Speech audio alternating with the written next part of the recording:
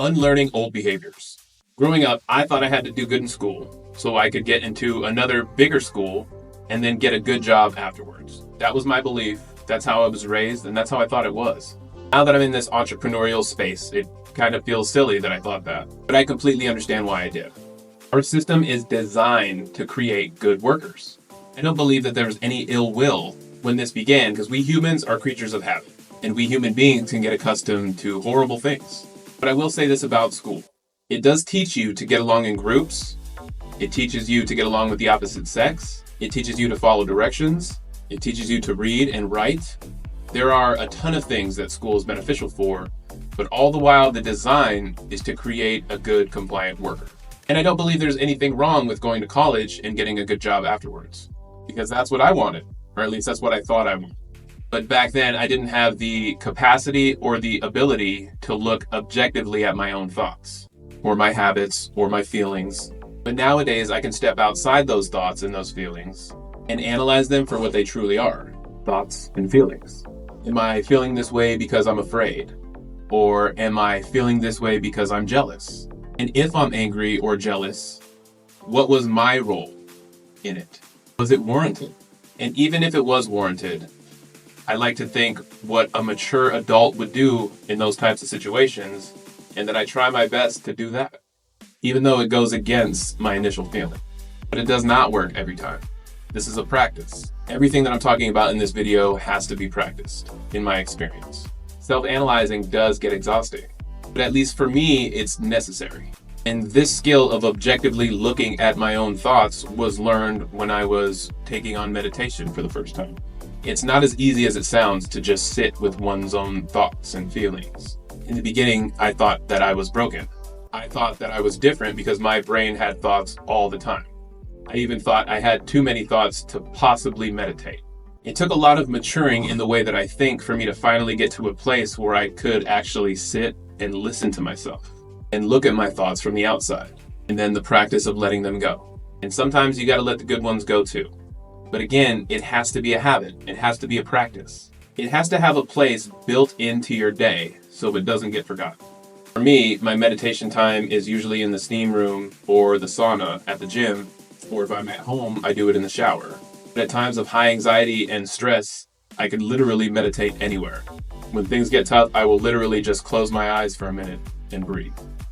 Just breathe. Times have changed. My thoughts used to overwhelm me, and I honestly believe that anxiety is what led to a lot of poor decisions in my life. Unlearning old habits has been the biggest part of this chapter in my life. And I'm saying all this because I have been able to relate to other creators, other people who espouse motivation. Unlearning my old behaviors is a lot like letting go of judgments. When I was able to finally let go of these preconceived judgments that I have of other people, then I was finally able to let other information in. And for me, that was a gold mine moment. It literally feels like these chains were released from me, and now I'm free. Free to think, free to be kind. From the time you're a kid to when you grow up, you learn all of these things and you believe them. You've believed them so long that they are indefinitely a part of you. So coming to the realization that you might be wrong about some stuff kind of hits you in the gut. But it is from that place that I was able to grow. That was my springboard. Finally realizing that I do not know everything and I don't have it all figured out. Once I had those two things locked in, the growth began exponentially. I don't claim to be an expert on anything, but what I am saying is that in my experience, when I set these habits in my life for improvement, everything got better. My friendships, my romantic relationships, my relationships with my children, the act of letting go all of my preconceived notions about everything, and I'm still working on it.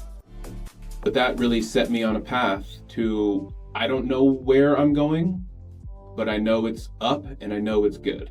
But it is kind of a double-edged sword, because for a while I was in a place where I was trying to let everything go that I knew from the past. However, you can't really do that because some of that stuff you actually do know. So I'm in this place that I'm constantly analyzing everything that's coming through my head, and I don't catch it all. I try, but I definitely don't. And I'm always trying to create new habits and start new routines just to keep myself going in one direction. For instance, my morning goes like this. I wake up, and I try to drink a tall glass of water. Then I make my bed and get my bag ready for the gym. I make myself a protein shake, I have a packet of oatmeal, and I take the dog for a walk. And then I go to the gym. And I have a routine there as well. I always start with stretching, about 20-30 minutes of full body stretching. And then I go into my workout, which for me, I use an app because it's easy. I don't have to think about what I'm doing. I just open it up and there's a list of all my exercises that I'm doing today. And I just love that. Any situation where you can take the thinking out of it, I have found to be an efficient way to process things. That's why I love AI. It helps me write my descriptions. It's a good tool to bounce ideas off. It can reword things. It can take a story and put it into bullet points for you to make videos. I just love it, but I digress. After my workout, I usually spend 30-40 minutes in the steam room or the sauna, and that's where I exercise my spiritual muscles. Usually I'm alone in there, so it's a good time to close my eyes and just meditate. After I meditate in the sauna or the steam room, that's when I pray, and I give a few moments to think about everybody in my life that I care about and say a prayer. I also try to practice gratitude in the sauna. Practicing gratitude is an action, and for me, I think about everybody that I can, or any issue that I have going on in life. And if it's a struggle, I ask God for help. You don't have to believe in God, and for most of my life, I didn't either. I found God through a hopeless situation that I could not possibly see myself getting through, and then I got through it. And the only explanation I can come up with for how I got through it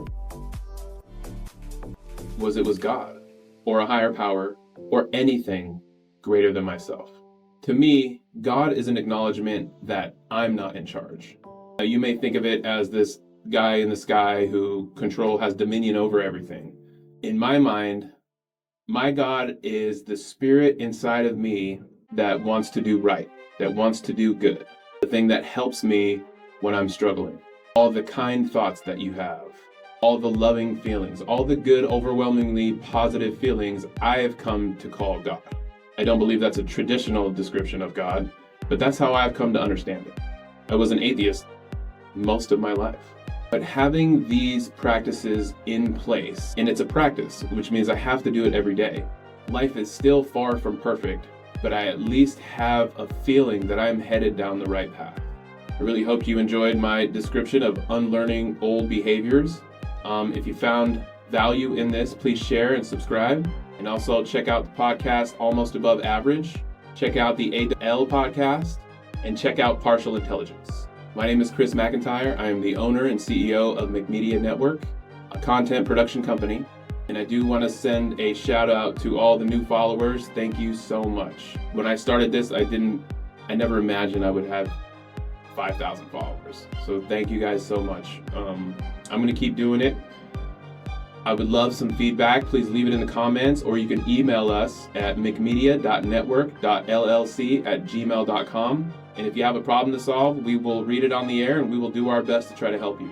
The Almost Above Average podcast is a podcast where I try to interview and highlight people doing good in the world, people that have overcome difficult things, and a lot of nonprofit people have been in there, creators, a lot of other creators. I just want to highlight good, positive things in the world. I want to shine a light on it because there is so much darkness in this world. We could use a little light.